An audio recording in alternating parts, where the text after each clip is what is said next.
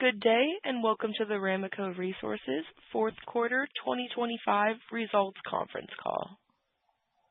All participants will be in listen-only mode. Should you need assistance, please signal a conference specialist by pressing the star key followed by 0. After today's presentation, there will be an opportunity to ask questions. To ask a question, you may press star then 1 on a touch-tone phone. To withdraw your question, please press star then 2. Please note this event is being recorded. I would now like to turn the conference over to Jeremy Sussman, Chief Financial Officer. Please go ahead. Thank you. On behalf of Ramaco Resources, I'd like to welcome all of you to our fourth quarter 2025 earnings conference call. With me this morning is Randy Atkins, our Chairman and CEO, Chris Blanchard, our EVP for Mine Planning and Development, Jason Fanning, our Chief Commercial Officer, and Mike Wolochek, our EVP of Critical Mineral Operations. Before we start, I'd like to share our normal cautionary statement. Certain items discussed on today's call constitute forward-looking statements within the meaning of the Private Securities Litigation Reform Act of 1995.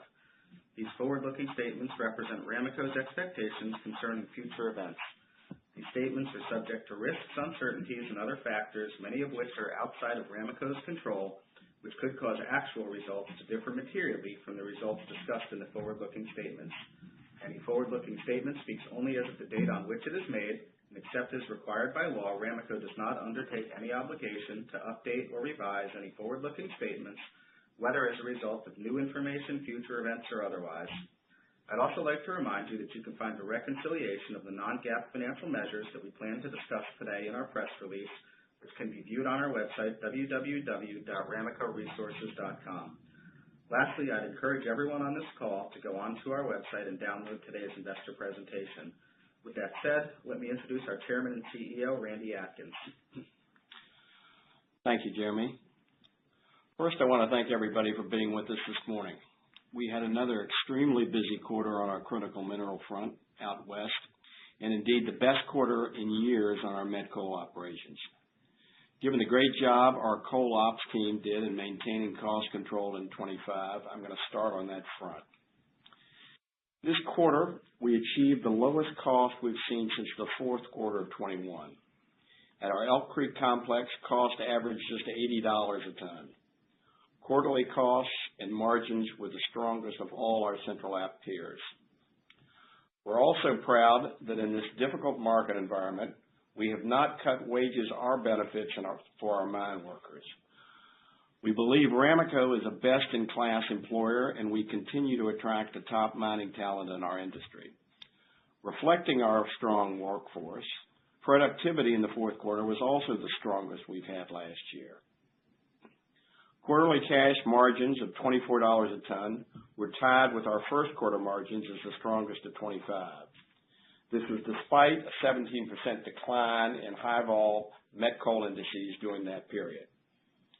As we look to where we're headed in 26, we are initiating our annual met coal guidance, which is published in our release. We are now poised to grow total sales for the 6th year in a row, while lowering overall cash costs for the 3rd year in a row. We cannot control pricing, of course, but we are proud to compare our cost against any non-longwall peer in our space. As a result, if benchmark prices hold at current levels or even improve, we expect strong overall earnings growth in 26 versus 25. On met coal sales, we've now committed to roughly 80% of our 26 production at the midpoint of guidance. Jason will go into the specifics on our sales metrics, but we achieved both strong domestic and export pricing. On overall met coal markets, we've begun to see some clarity on what we hope is going to be a meaningful rebound this year in index pricing. The potential triggers are both supply constraints in Australia and some stronger Indian demand after a slow buildup. Australian premium low-vol indexes have increased to roughly $240 per ton, and by more than $40 a ton from the fourth quarter. Average low-vol and high-vol indices are also up almost 10% today compared to the fourth quarter. As a result of all this market clarity, we are now either accelerating are initiating some of our low-vol growth projects at our Berwyn and Maben complexes and moving them from 27 into 26, which we had previously deferred. These projects are expected to add about 500,000 tons of production in 27 and between 100,000 to 200,000 tons of additional production in 26. They'll also add about $20 million in growth CapEx this year and have very strong paybacks. On high-vol markets, we are currently seeing a crowded field of new projects from several of our peers. They're all fiercely competing for Asian export business and have created lots of pricing pressure with current high-vol index prices lagging well below historic relativities. We, however, have been able to secure recent high-vol sales into Asia at meaningful premiums because of our low sulfur character of our coals. It's our expectation, given market conditions, that published U.S. index pricing will eventually adjust. Now I'd like to move to our rare earth and critical mineral business. We're excited about the new proprietary technology breakthrough from our internal team, who has developed something called carbochlorination for purposes of separation and extraction from coal. Recall that we recently brought on board two of the most senior members of Fluor's critical mineral team that had spearheaded the work on our original preliminary economic assessment, or PEA. We have referred in our earnings release to some of the details of this novel form of flow sheet. This carbochlorination process provides a fundamental de-risking of a previous complicated and costly separation and extraction process in a number of respects. It reduces the overall capital and operating costs. It improves overall product recoveries and yields. It will ultimately increase our cash flow. It creates a higher value product slate. It uses a proven technique which has already been deployed in the titanium industry. And from a marketing perspective, it reduces the project's reliance on scandium as the main product driver, although we still feel scandium is an important future use for our rare earths. We are now working with our independent consultant Hatch to validate these estimates and expect to publish a revised PEA with third-party economics by the middle of the year. Despite being a coal company, we have a good deal of technology focus in our DNA. We've been exploring, as many of you know, new uses of carbon in coal and indeed rare earths for over a decade, both on our own and with the Department of Energy's national labs. We currently have an impressive basket of intellectual property which includes over 70 patents, pending applications, exclusive license agreements, and trademarks. Indeed, we have now already filed robust patent and trade secret protections around this novel flow sheet process and related technologies. We believe this will ensure that Ramaco and our Brook mine will be the only unconventional source of rare earths and critical minerals that will be able to use this novel proprietary process. As I said, our internal analysis shows that this flow sheet results in increased cash flow and a reduction of both capital investment and operating costs. These preliminary figures compare very favorably to the already strong original economics that were in both Fluor's original PEA last July, as well as the upsized development case from my last shareholder letter in September. The new flow sheet also shows markedly increased separation recoveries and yields and a higher overall value product slate. Specifically, it changes the proportions of individual production levels of the overall basket of products.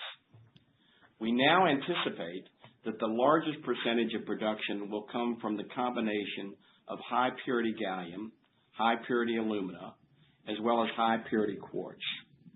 These all target the semiconductor industries and are very high value products. As mentioned, we also anticipate that this approach will reduce the overall percentage of scandium production.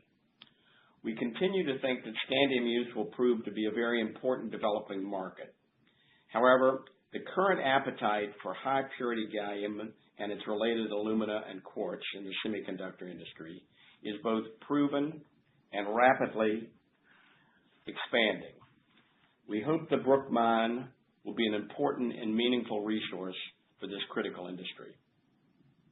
Finally, another important benefit to the new product slate is that the flow sheet route will allow us to forego the costly solvent extraction process.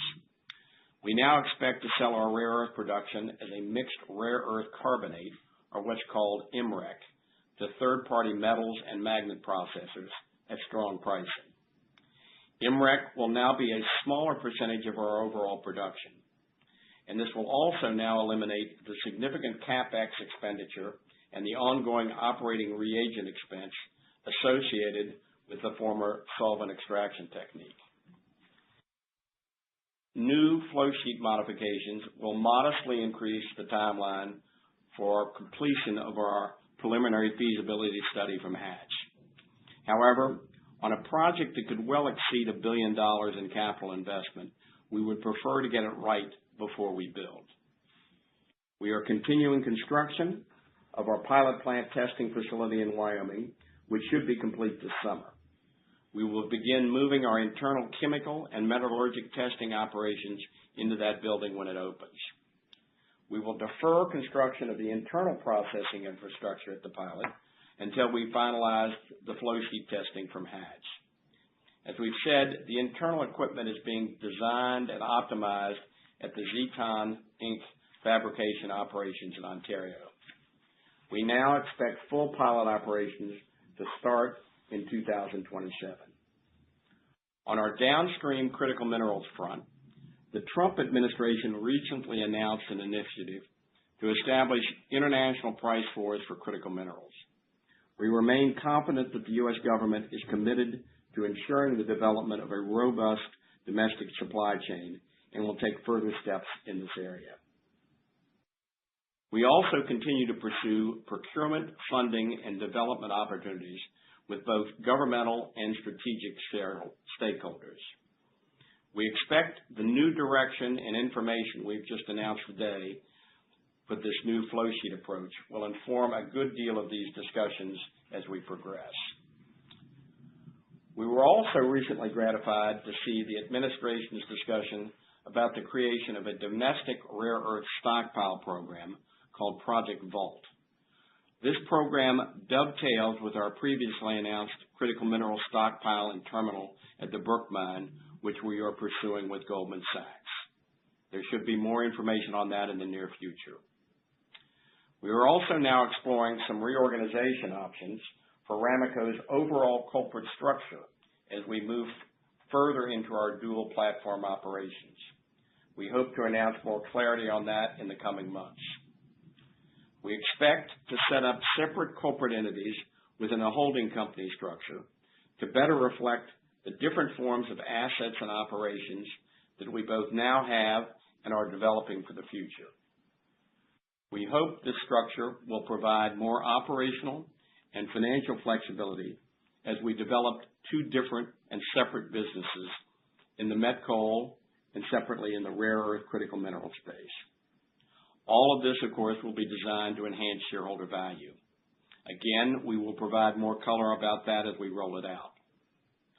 Lastly, I would note that our balance sheet is now in the strongest position it has been in our history. This is despite some challenging recent years in the met coal markets. As you know, we raised roughly $1 billion in capital in the second half of 2025. We also ended the fourth quarter with record liquidity above $520 million, up more than 275% year over year. We expect this additional funding will allow us to more rapidly move forward with our transition to a dual platform critical minerals company. Now, I would first like Mike Woloschuk, who leads our critical mineral business, to share some further thoughts and details on our rare earth progress. I'll then turn the floor back to our team to discuss finances, coal operations, and markets. Mike?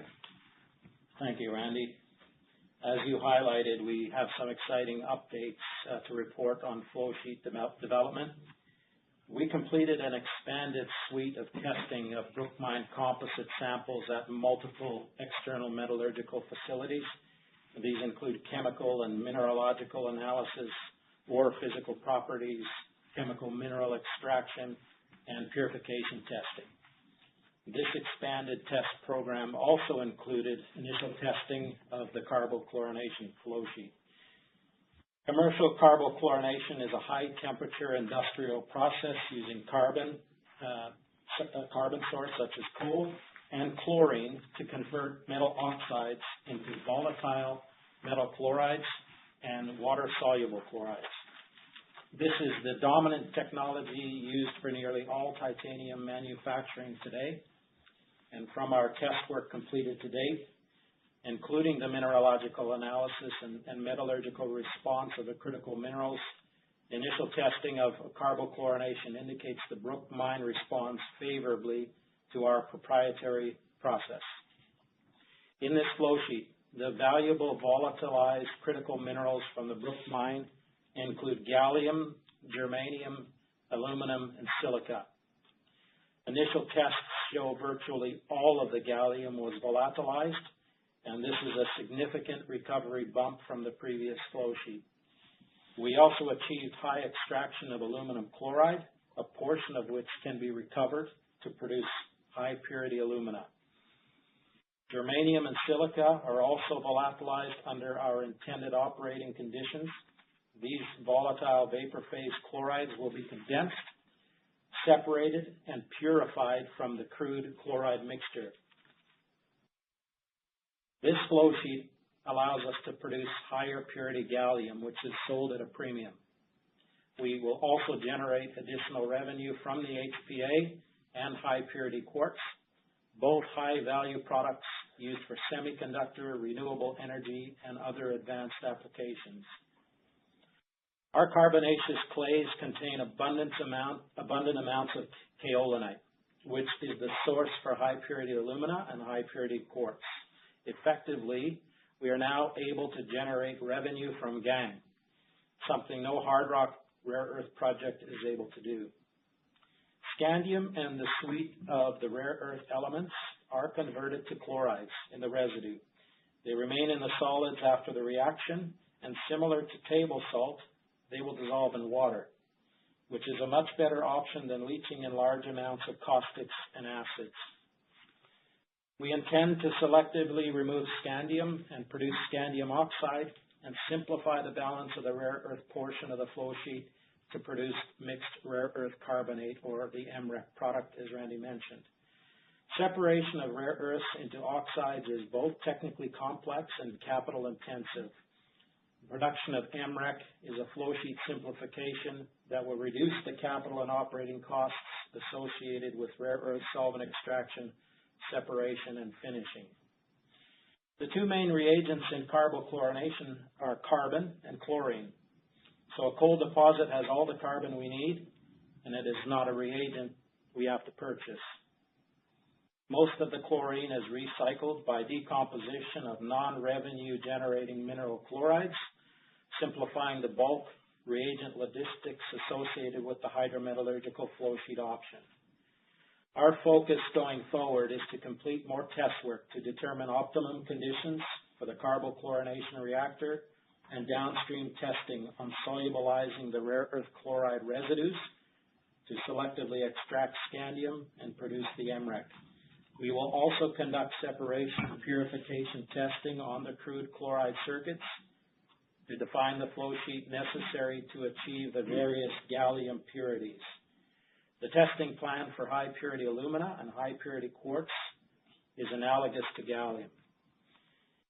Ramaco filed provisional patents on the carbochlorination process to recover rare earths and other critical minerals from coal and carbonaceous clay deposits. We feel this is a significant competitive advantage over other flow sheets being considered for critical mineral-hosted coal deposits. In parallel to the test work program, we have engaged a specialist consultant with experience in alumina carbochlorination to generate a thermodynamic simulation of the carbochlorination circuit and to provide design inputs for the updated preliminary economic analysis. We are engaging Hatch to complete a PEA, and this is anticipated to be completed mid-year, followed by a pre-feasibility study by year-end. With the flow sheet pivot, we paused the detailed design of the downstream pilot plant modules at Zeton until we generate a new basic engineering package for carbochlorination. This is anticipated in Q3 2026. However, we anticipate Zeton's continued involvement since they have experience piloting similar unit operations. We also anticipate conducting on-site testing, both at the existing ICAM Research Center as well as the new pilot plant building now under construction. We expect the pilot shell to be complete later this summer. Switching to an update on geology, we completed the fall drill program, which included both infill and step-out drill holes. We are nearing completion of an initial fence drill program, which will inform drill density necessary to increase geological confidence to support selective mining. We have additional fence programs planned and are increasing the number of drill rigs to complete this program this summer. We hope to have sufficient geological data from our drill programs to move to reserve status, from inferred up to indicated by year end, in line with the completion of the Hatch pre-feasibility study. As mentioned, we are building our internal laboratory to conduct internal assaying and metallurgical testing to mitigate lengthy external lab turnaround times. We have 2 ICP MS machines, and we have equipment at site already that will be used for the carbochlorination reaction. We anticipate hiring technical and analytical staff to ramp up in-house geometallurgical testing. I would now like to turn the call over to our Chief Financial Officer, Jeremy Sussman. Thank you, Mike. Starting with the balance sheet, I'm pleased to note that we had record liquidity of $521 million at the end of the year. This is the strongest level of liquidity that we've ever had. Liquidity was up over 275% compared to the same period of 2024, and we ended the quarter with a net debt position of $11 million. I want to touch upon the extraordinary financial transformation to our balance sheet that we achieved in the second half of 2025. First, in July and August, we raised $65 million in unsecured notes. Second, in August, we raised $200 million in new equity through an underwriting by Morgan Stanley and Goldman Sachs. Third, in November, working again with Goldman Sachs, Morgan Stanley, and a larger underwriting syndicate, we raised $345 million in 6-year unsecured convertible notes with a 0% coupon. Then in December, we increased our revolving credit facility led by KeyBank to $500 million, inclusive of a $150 million accordion feature. In terms of fourth quarter performance, as Randy noted, operational results were again extremely solid with cash cost per ton sold of $92. This continues to put Ramaco in the first quartile of the U.S. cash cost curve. Q4 also represented the company's strongest quarter in terms of cash cost per ton sold in 4 years. Fourth quarter cash margins of $24 per ton equaled those of the first quarter as the strongest of 2025, despite the U.S. high-vol metallurgical coal indices having fallen 17% during that time. Our Q4 production fell modestly from Q3 to 892,000 tons, which was the result of the typical Thanksgiving and Christmas miner vacations, as well as our continued focus on value over volume. We'd rather leave production in the ground versus selling it at a loss into the spot market. Thankfully, our strong balance sheet, including our record liquidity position, allows us this flexibility. Should markets continue to improve, 2026 can provide a very meaningful working capital tailwind on the inventory front, especially in the back half of this year. While metallurgical coal price indices declined throughout Q4, they're now up meaningfully from the bottom. Unfortunately, however, U.S. high-vol indices fell another 4% in Q4 versus Q3. But despite the continued fall in index pricing, we managed to print Q4 financial results that exceeded Q3 financial results as cash costs fell $5 per ton sequentially compared to the realized pricing that fell just $4, incurred in connection with the structuring of a strategic critical minerals terminal at our Brook mine. All of our primary peers have either reported Q4 results or pre-announced results. I'm proud to note that our cash cost of $92 per ton and cash margins of $24 per ton were easily the best in class among our Central Appalachian met coal peers in Q4. Looking forward, we're initiating 2026 guidance. Full year 2026 production is now anticipated to come in at 3.7 to 4.1 million tons, an increase at the midpoint versus 3.8 million tons in 2025. Full year 2026 sales are anticipated to come in at 4.1 to 4.5 million tons, an increase versus 3.8 million tons in 2025. Our guidance tables lay out a number of other 2026 expectations, such as CapEx, SG&A, DD&A, interest income, tax rate, and idle costs. While you can find the specifics in our earnings release, I want to touch on two areas. First, we anticipate net interest income in 2026 versus net interest expense in 2025 as a result of our large cash balance. Second, we anticipate CapEx of $85 to $90 million, up from $64 million in 2025. This includes spending on maintenance capital on our metallurgical coal mines of roughly $10 to $11 per ton, approximately $20 million of growth capital at the Berwind and Maven complexes, and roughly $20 million for our rare earth elements and critical minerals business. We anticipate first quarter of 2026 shipments to be 800,000 to 950,000 tons due to normal seasonality with the Great Lakes, which are of course closed for most of the first quarter. We expect cash costs towards the high end of the annual range for Q1 on the back of lower ratable shipments. As I look ahead, I'm incredibly optimistic about 2026. First, we have by far the best balance sheet and liquidity in our history. Second, our cash costs and margins are among the best in Central Appalachia. Third, coal markets appear to be improving in large part due to pricing having reached unsustainable levels from a cost curve perspective in the second half of 2025. Lastly, we're making meaningful progress on our rare earth elements and critical minerals path towards commercialization. I would now like to turn the call over to Chris Blanchard, our EVP for Mine Planning and Development. Thanks, Jeremy, and also to everyone who joined us today. It's always preferable to share our operational results when we have been successful in controlling those things like costs and volumes, which are in our control. Across all of Ramaco's operating complexes, I want to give recognition to all of our miners and support staff who focused on the fundamentals all year to help us drive down costs across the board and to complete the year with our best quarterly performance since 2021. These successes are continuing as we begin 26. Productivity levels remain high relative to our internal forecasts, particularly at our flagship Elk Creek complex.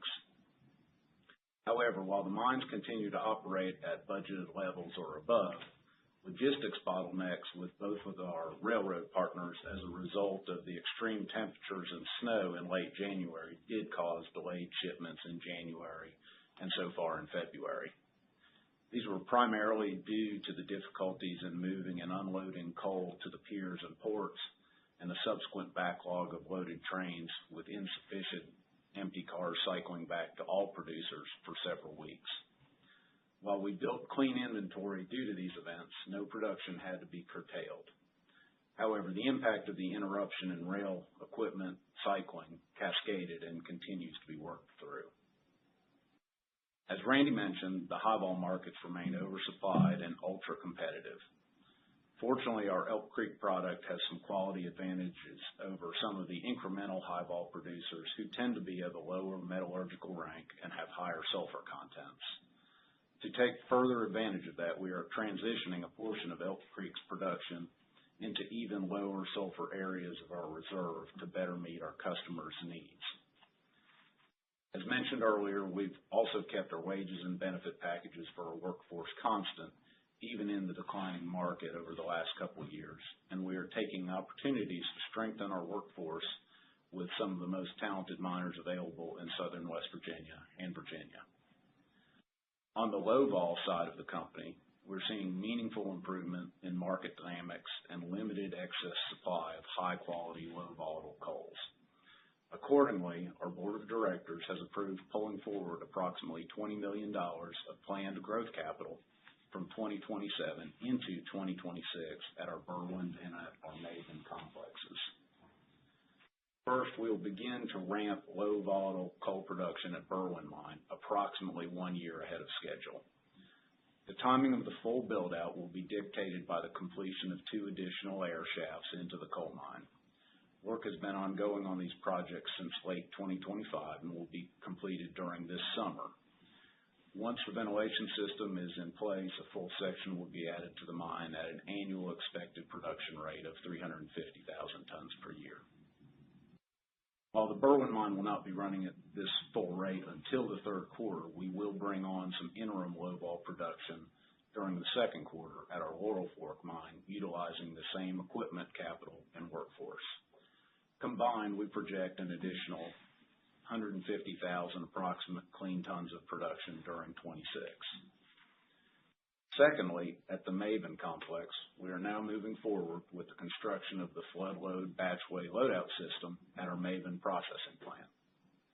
Once operational, this will allow us to ship our premium Maven product to our domestic and international customers without adding approximately $20 per ton of additional logistics trucking costs, which have negatively impacted this operation.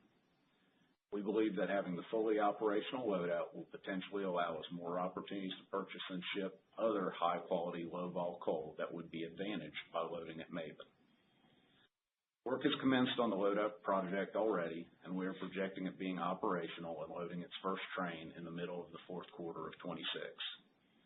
The completion of the loadout will make the development of the underground portion of the Maven property much more advantaged, and we will continue to evaluate the full build-out of the underground mines at Maven at that time and let the market conditions guide the timing of that investment and expansion. Finally, to briefly turn to some of the mine and construction updates in Wyoming at the Brook Mine. During the fourth quarter, we expanded the Brook Mine pit to excavate additional thermal coal for an upcoming trial with a regional customer. During this mining, we also segregated several hundred additional tons of rare earth element and critical mineral ore from 2 different enriched strata zones for continued optimization testing. Construction has also begun on the ore storage facility on the Brook Mine itself, which will function as a staging area for mine products prior to being sent to outside labs and ultimately to our own on-site pilot facility, which Mike mentioned is also starting foundation work and will be under roof later this summer. Detailed design engineering is also underway for all of the electrical transmission to site and the substation to power our future commercial processing facilities. In closing, with the security and liquidity from all the transformational financial transactions that were consummated during the second half of 26, we find ourselves with flexibility to modify our operational portfolio to quickly take advantage of the strengthening low-vol met markets while also continuing the development of the Brook Mine at full speed as well. To discuss both the coal and the critical minerals markets in detail, I'd like to now turn the call over to our Chief Commercial Officer, Jason Fannin. Thanks, Chris, and good morning, everyone.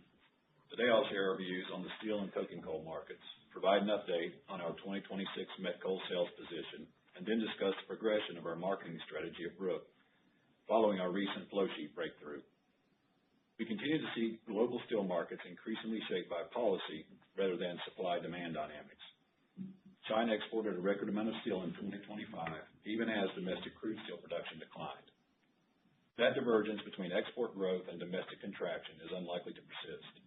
Export licensing measures and rising political pressure suggest that Chinese steel exports could decline meaningfully this year, which would lend considerable support to global steel prices and in turn provide uplift to coking coal prices.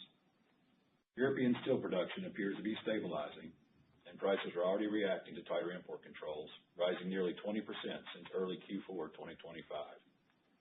One of the world's largest steel makers has predicted a year-over-year increase in European steel production of approximately 6 to 8 million tons, reflecting improved mill margins amid a more constructive policy backdrop. North America, trade enforcement continues to support domestic pricing. U.S. steel prices remain among the highest globally, with spot pricing nearing $1,000 per ton for the first time since mid-2023. India remains the primary coking coal demand growth engine.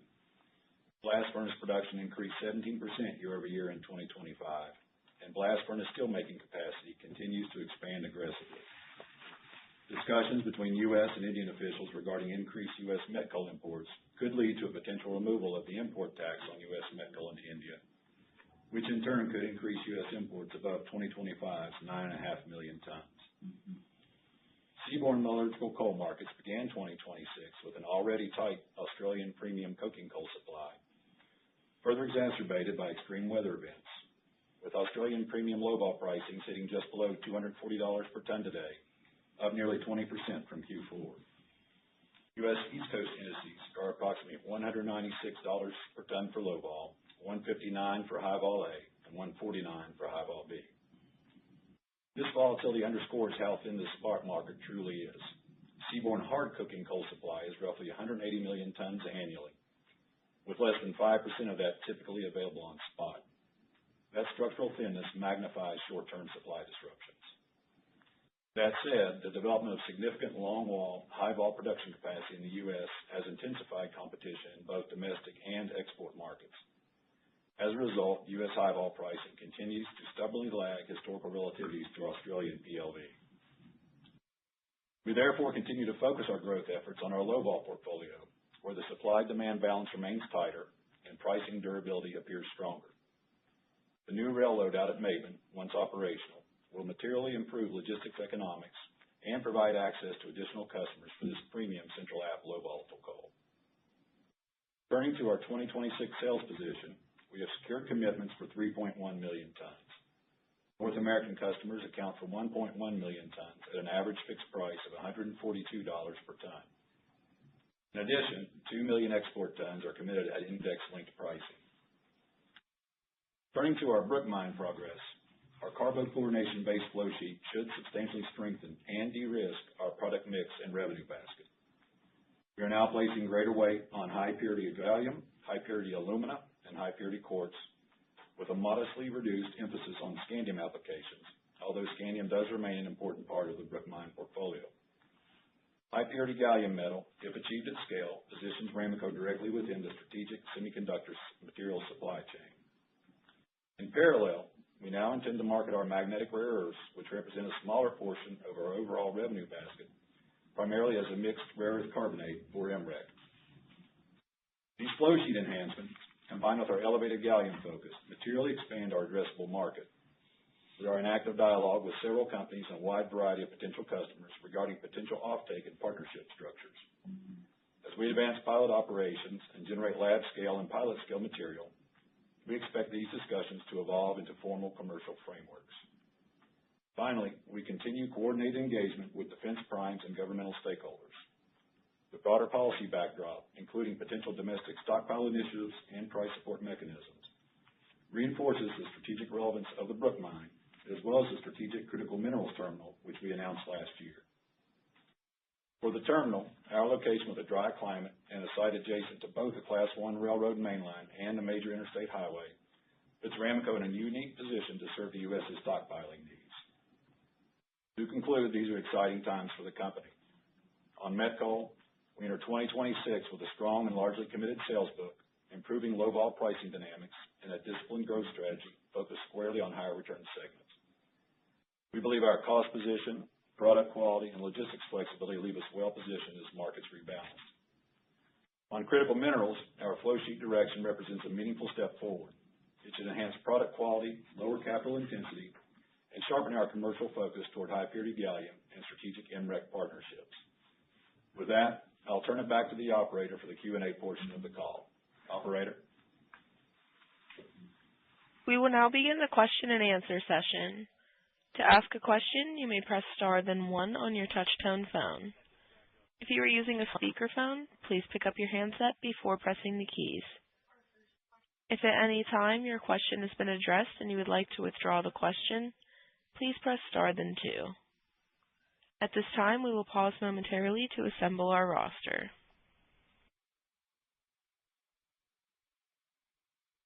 Our first question comes from Ben Kallo with Baird. Please go ahead. Hey, good morning, guys. Thanks for taking my question, and thanks for all the detailed information. a lot to go through. Maybe first, so you had a lot of changes, at Brook Mine, and the process and technology. I guess my question is, how did you guys, decide to go this route? I know that you guys have been working at this for a long time, and so, from the outside, it looks a little abrupt, but I'm sure that this is a thoughtful process. So just if you could explain that, and then the second question, just following up on that, is as you make these changes, I know you've been in discussions with for offtake agreements and with the government, and does that change the timing of any of that? Thank you, guys. Let Mike take the first part of that question. Yeah, sure. We had anticipated that this might be a flow sheet option some time ago, but hadn't completed the necessary test work to understand the magnitude. Granted, there's some delays in completion of a PFS with this flow sheet change.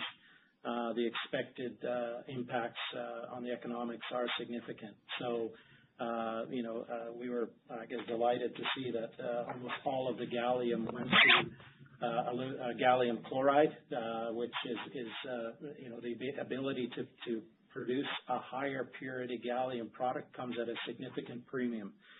So, we feel like for a long mine life project such as the Brook Mine, with potentially 100-year mine life, that this is a material improvement to the economics. The last flow sheet, no issues with it, but again, the step change in improvements justified the change in our view. Yeah, and I think, Ben, to the second part of your question, we have kept our discussions in relative real time in terms of different procurement and finance options, and honestly, the pivot to probably a more gallium-centric product slate is an improvement and enhances our discussions, candidly, because in a number of respects, first of all, we sort of de-risked the process. The carbochlorination is, of course, a proven technique that's been used with titanium, so it's not as if this is a novel first-time approach, given the fact that we've got a novel feedstock to start with. But secondly, of course, as been noted before, we think scandium is going to be a very important part of the whole kaleidoscope of different types of rare earth usage moving forward. It's mainly going to be used for lightweighting and obviously for some electronic storage, but it's a market that is a bit more in the future that's evolving. The gallium market for semiconductors is not only apparent today, but it's growing rapidly, given sort of the electrification of the entire economy and, of course, the AI business. So we are finding, a high level of receptivity, both with strategics as well as with the government, in terms of a pivot toward more gallium and perhaps a lesser emphasis on scandium.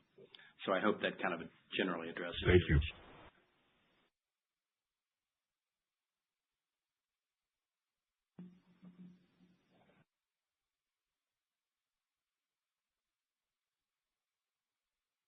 Our next question comes from Douglas Orman with Discovery Capital. Please go ahead. Hi, good morning. Thank you. I'm just making sure I caught that in the initial comments. It sounds like the engineering enhancements would lead to material increased value relative to the September shareholder letter, which had the $5 billion NPV, and not just the floor PEA, when we think about a launching off point for what the new flow sheet will provide. Are we thinking about that correctly? Thanks. Mike? Yeah, I think we're looking at the increased production, obviously, from the new product suite, the potential higher purity, what that translates into in terms of throughput. That's a conversation we're going to have. But the basket price, if you will, is materially increased because of these products.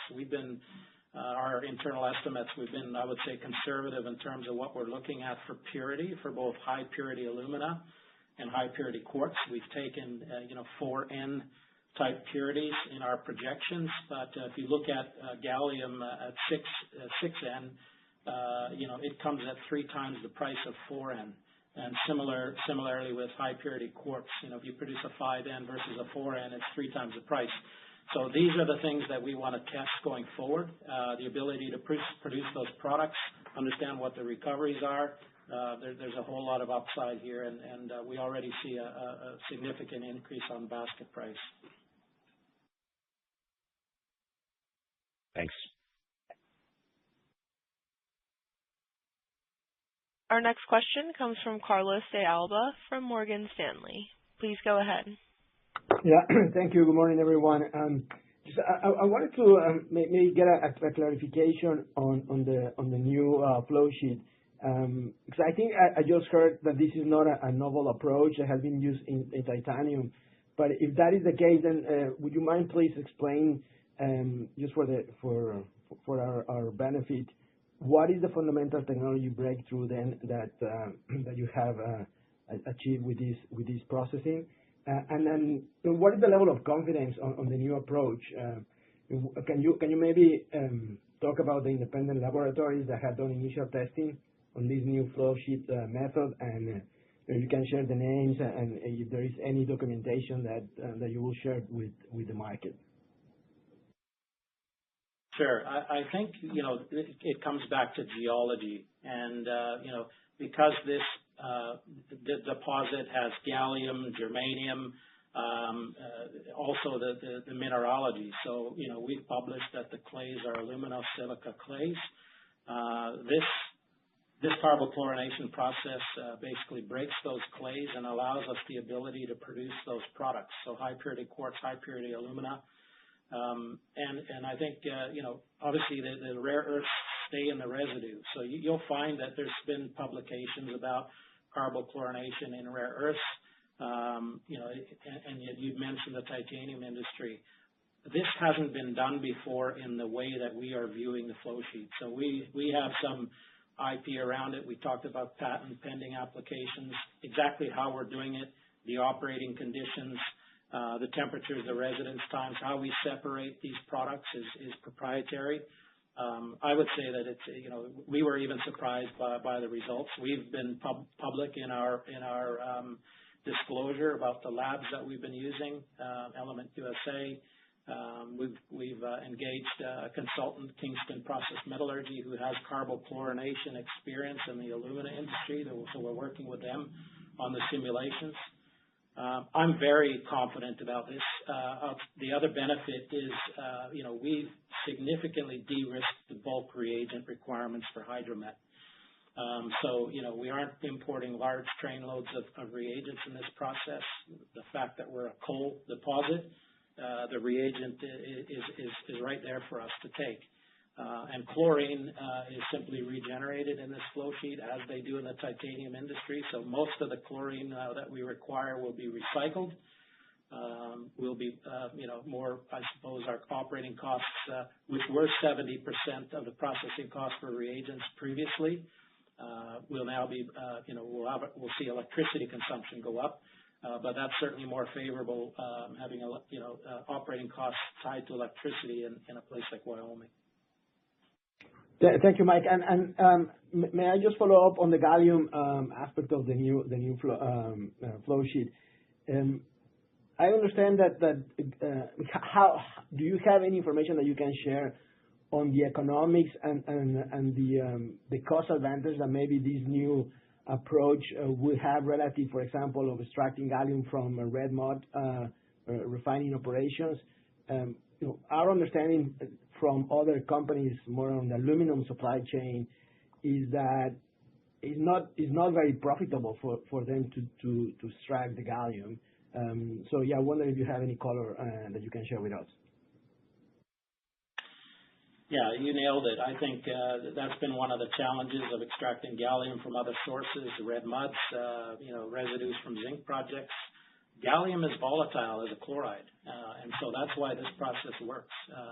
We as I mentioned, we saw almost all of the gallium go into the off gas, which will then be condensed as a crude product and separated from the other chlorides. So what that translates into is a double-digit increase in gallium recovery, and then compounded by the ability to produce higher purity products. This flow sheet is probably the only one that's going to be a primary producer of gallium that can really compete with the purities required for semiconductor industry. So, we're excited by that. Thank you. Our next question comes from Brian Lee with Goldman Sachs. Please go ahead. Hey guys, good morning. Thanks for taking the questions. I guess maybe following up on the prior line of questioning, the RE basket, I think it's the price you're outlining on slide 12 went up to $500 and change from your prior view of $300 and change. I know maybe it's too premature to give us all the nitty-gritty specifics, but can you give us a sense of what's embedded in there? I think previously you had been talking about scandium, roughly 60% of the value of Brook Mine deposit, assuming $37.50 per kg pricing. You're saying there's a modest decline in that. Can you kind of give us a sense of what's changing in terms of mix of scandium on the value of the deposit, and then price, if any, change there, and then where kind of gallium sits in the context of the new flow sheet versus the prior views? Thank you. Yeah, I'm glad you noticed that. That basket value, if you will, had some assumptions that we would be able to capture 5% of the high purity aluminum market at a 4N purity, and that didn't include any high purity quartz in that analysis. So we think there's even upside with those numbers when we start putting high purity quartz in the equation and higher purity products. So I think truly that number could get better from what we've published, but we want to finish the PEA in order to get confirmation on the numbers, and particularly on the costs, which we've mentioned is going to be mid-year. To give you an idea of the basket, we anticipate that gallium, depending on, and we're working with our internal marketing team, could challenge scandium in terms of equivalent production, but we anticipate scandium is going to be somewhere perhaps less than 40. We did see a double-digit increase in scandium recovery as well, right? So it still maintains a significant portion of the revenue, but gallium is going to grow probably into the 30s, and the HPA and HPQ is something that's going to be significant contributor to this project as well. So, and the final point on that, of course, HPA and HPQ don't translate into the TREO grades at all. So, that's why we want to be talking about basket price. Brian, to your point, that the dollar per ton figure is up more than 50% previous to what we had, previously disclosed. So kind of going back to, I think an earlier question, I mean, the bottom line is our internal projections certainly, show material increases in incremental revenue and free cash flow versus what we've previously disclosed. And obviously now that's what we're working with a third party to validate. Okay. No, that's helpful color. I appreciate that, guys. And then maybe just a question on timing. I appreciate that the change in the flow sheet pushes out a little bit of the timing in terms of the pilot and the demonstration facilities. Seems like it's about a year delayed. How should we think about that in the context of how you're budgeting for timing of Brook Mine, ultimately coming online? I think most people had, including ourselves, sort of a 2028 startup timeframe for that deposit coming online. Is that still valid, or should we be thinking it's a year behind schedule like the pilot? Thank you. Yeah, look, I mean that's obviously we're projecting a few quarters of delay because of this change. So that does push out the overall project schedule similarly. So that's kind of what we're anticipating is the overall schedule will push out as well. So yeah. Okay. Thanks, guys. I'll pass it on. Our next question comes from Alex Furman with Lucid Capital Markets. Please go ahead. Hey, guys. Thanks very much for taking my question, and congratulations on all of the progress you made last year. Wanted to ask about, the revised flow sheet and the decision to sell rare earths as a mixed product now. Curious kind of where you see that product going. Heavy rare earth separation capacity today is virtually non-existent in North America. Do you anticipate that there will be some separation capacity in the future by the time that you have your MREC product to sell, or actually are there maybe applications for mixed rare earth products? Hey, Alex, this is Jason. I'll speak to that. I'd say taking one step back, a lot will depend on what the TREO is on that MREC, and of course that'll depend somewhat as this flow sheet, further develops, and the other separation processes that Mike and his team are working on. As you mentioned in the States, most of the separators are, pilot scale or developing. There are obviously some at, I'd say in allied countries overseas. We're in contact with nearly all these folks now. And certainly in the last several weeks, we've seen a big emphasis from the government here in the U.S. on that part of the supply chain. They recognize, the same as we do and you do, that it's a potential bottleneck today. I think given the timeline that Mike just described and how quickly we see this developing, and as well as the conversations we've had with some of those parties, I think we feel confident that the capacity will be there when we're going to need it. Okay, that's really helpful. I appreciate that. Thank you. Sure. Our next question comes from Matthew Key with Texas Capital. Please go ahead. Good morning. Thanks for taking my questions. Staying on Brook, I was wondering if you wanted to do the rare earth separation down the road, could you eventually pursue that there? And or are the economics just not there to kind of justify the incremental process and versus just doing a mixed rare earth carbonate? Sure. I think you're onto that. With the additional revenue generators for this project, the rare earth side of it becomes less. So, we're looking at 15% of the overall project revenue basket with rare earths. So it doesn't make sense to, pursue a complicated, and it's technically challenging, to separate all of these rare earths into products and build the solvent extraction plant to do so. We're better off selling the product to someone else, and the change in flow sheet is really what's driving that strategy. We're trying to simplify the back end, where it's a smaller portion of our overall revenue, reducing the capex and potentially the schedule and operating costs associated with it. So. Got it. That's helpful. And I guess I'll ask one on the met side too. You mentioned that the rail loadout could facilitate the eventual development of deep mining at Maben. How soon could a project come online once you make that go forward decision? And in terms of capital investment of a project like that, could you maybe provide a ballpark? In terms of just getting that across the finish line once you make that go ahead.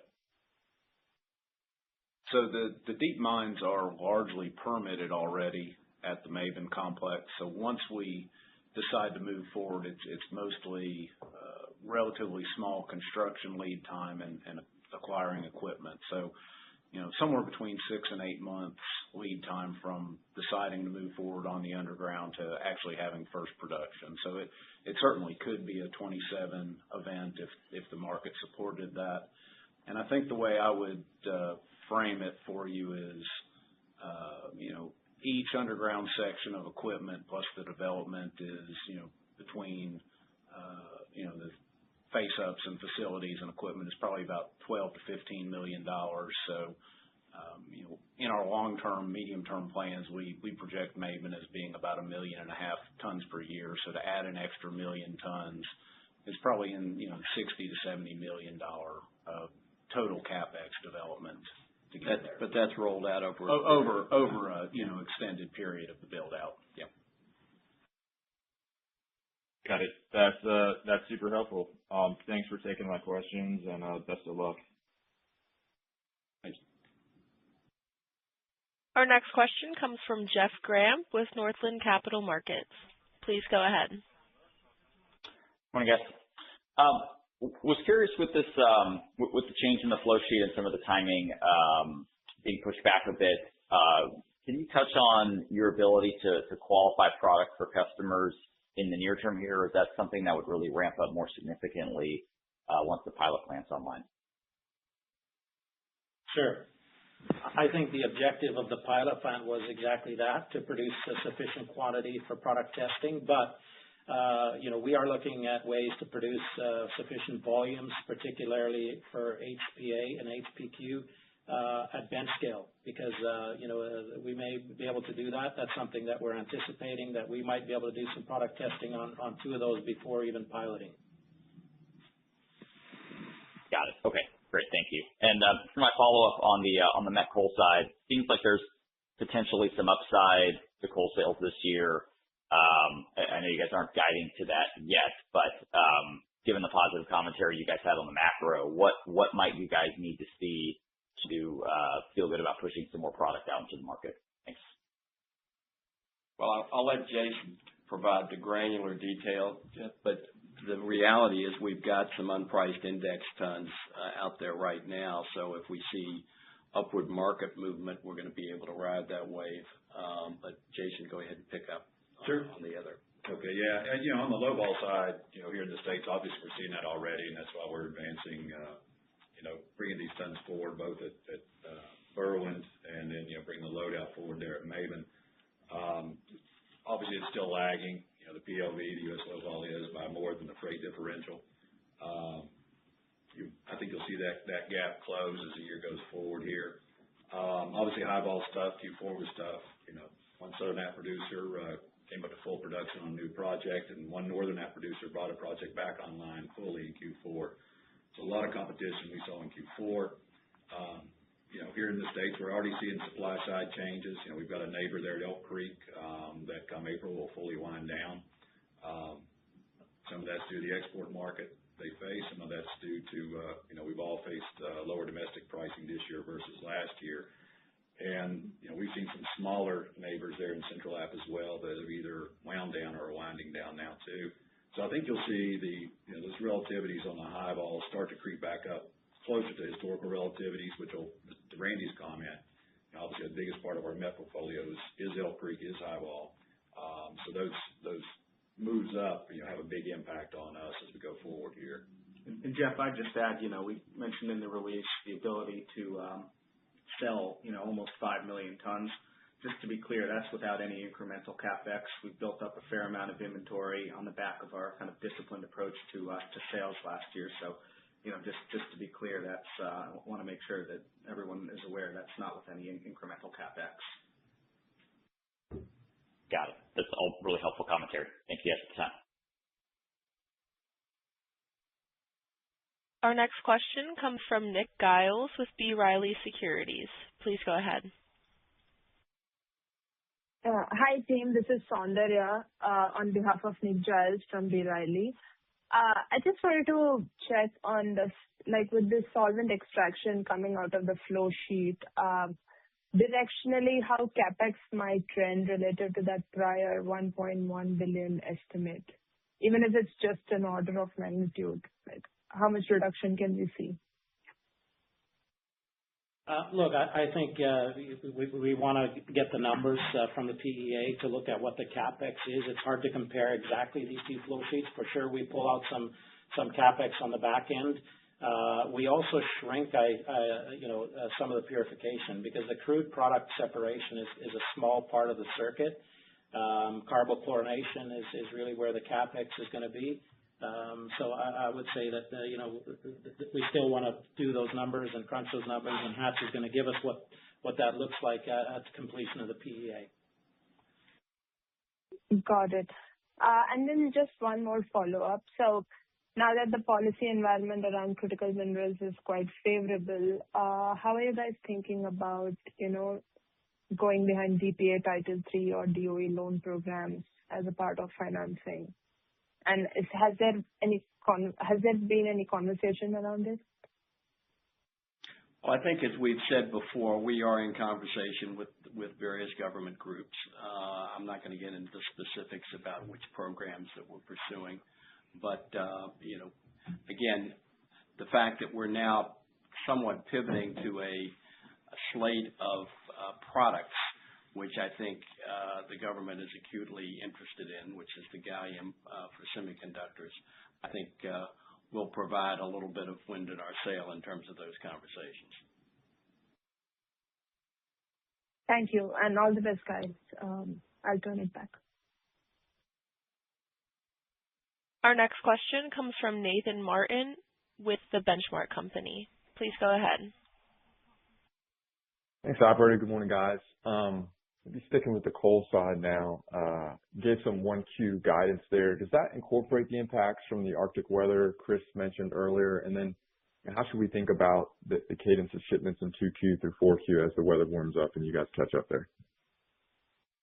Hey, Nate, this is Jason. I'll take that one. Yeah, the Q1 numbers that Jeremy gave earlier do in fact take into account the slowdown we saw there in shipments in late January, early February. We've seen that improve greatly here over the last few weeks, but we're still working through the backlog there on the shipment side. As far as cadence goes, obviously with the lake starting back up, getting out of the winter season, Q2 we're looking at about 1 million tons, Q3, Q4 about 1-2 each.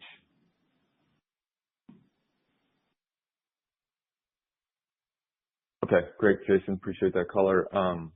Maybe also while I have you, talk about the relativities between, premium low vol and high vol. Should we expect, I guess, the first quarter coking coal realizations to be pressured given that wide discount we've seen most of the quarter so far? And then maybe any thoughts on what the percentage versus benchmark could ultimately look like for the year? Yeah, I'd say on the second one, your second question there, that's a tough one. I've been doing this almost 30 years, and I'm always wrong, so I hate to even wager a guess. I do think it will improve from where we're at, Q4, and I'm seeing, some supply side discipline in this quarter on spot that's out there. I think we'll see that improve again. There are, our neighbor I mentioned earlier, that's 2 million tons a year coming offline. And we've seen some other smaller ones come offline around us in Appalachia. I think the higher cost guys that just can't compete are going to go away, and I think the lower cost guys that are left, will have that discipline. It'll start to shrink that relativity. But I think it'll take some time for the markets to rebalance around, the incremental high vol that's coming out of the U.S. now. Okay, got it. That's fair. And then maybe just one more, if I could. The domestic tonnage of 1.1 million tons, obviously priced above the public guidance of the peers you guys mentioned. Can we maybe get some color on the quality mix of those tons? And then, a little bit lower, both on an absolute and percentage basis compared to what you guys have done the last few years. So maybe a little information around that shift, if there is some. Yeah, one thing I'd point out around the last couple of years is there were some carryover volumes, I'd say 23 to 24, 24 to 25 that was in that tonnage number. On a deal-to-deal basis, I'd say we're less than 10% down on contracted tons from year to year in that number, given that carryover in previous years. And, on the mix, obviously, as Chris and Randy both mentioned, our lower sulfur side, there's a limited amount of in the domestic, obviously, foundry business. We support both those plants pretty heavily. So with that lower overall number, there's a little bit more of an impact from those sales. Yeah, mix will be similar. It's, about, call it 15+% low vol and the rest high vol domestically. One of the reasons we're moving forward with the rail loadout at Maven is that, that's a very, very good domestic potential, but it's logistically challenged right now. So we think that'll play nicely into the mix next year. Great. Very helpful, guys. Appreciate the time, and best of luck. Thank you. This concludes our question and answer session. I would like to turn the call back over to Randall Atkins, Chairman and CEO, for any closing remarks. Great. Well, I just want to thank everyone for being on the line today, and we'll look forward to catching up here in the next quarter. Thank you.